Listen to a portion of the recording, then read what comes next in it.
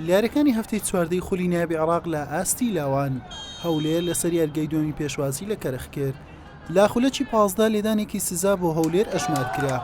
مەتین مەنسوور سەرکەوتوانە جێبەجێ کرد و لاوانی هەولێری بە گۆڵ یەکەم پێشخست. لەگەڵ لێدانی تۆپ لە ناوەڕاستی یاریگا عەبدولخالق محەممەد بە گۆڵێکی ناوازە ئەنجامەکەی بۆ کەرخ یەکسان کردەوە و نەیهێشت خۆشیەکانی هەولێر زۆر بخایەنێت.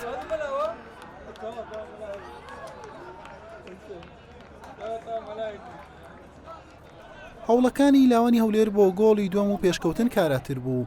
لە دواخولەکانی نیوە یەکەم هاوڕێ ئیبراهیم بە ئەسیستی هەڵگورد قەیس گۆڵێکی جوانی تۆمار کرد و تیپەکەی پێشخست.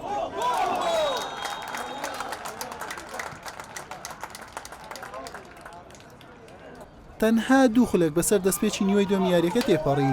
ناوبژوانێدانێکی سزای بۆ هەولێر ئەژمار کرد. مستەفا قابیل گۆڵی سێمی بۆ تیپەکەی پێزیاد کرد. لا خولەکی 67 لا ڕستەیەکی تاکتیکی جوان مەتین مەنسوور گۆڵی دووەمی خۆی و چوارەمی لاوانی هەولێری لە یاریەکە تۆمار کرد و بە کاتی کۆتایی بە یاریەکە هێنا. تا فیکەی کۆتایی ناوبژوانیش یاری هەر بەم ئەنجامە مایەوە.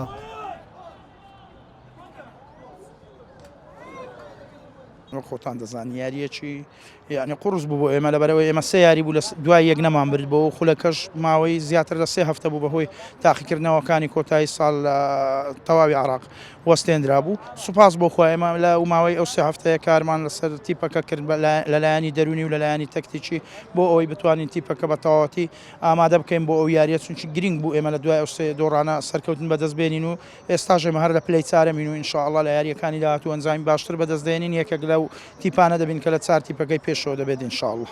طبعا قدمنا اللي علينا، قدمنا أداء جيد بالملعب، لكن تعرف أخطاء الفريق كانت والحكم شوية كان مو تمام مثل ما نقول، وما كان على المستوى الممتاز مثل ما نقول من الاتحاد العراقي، ونقول الحمد لله والشكر.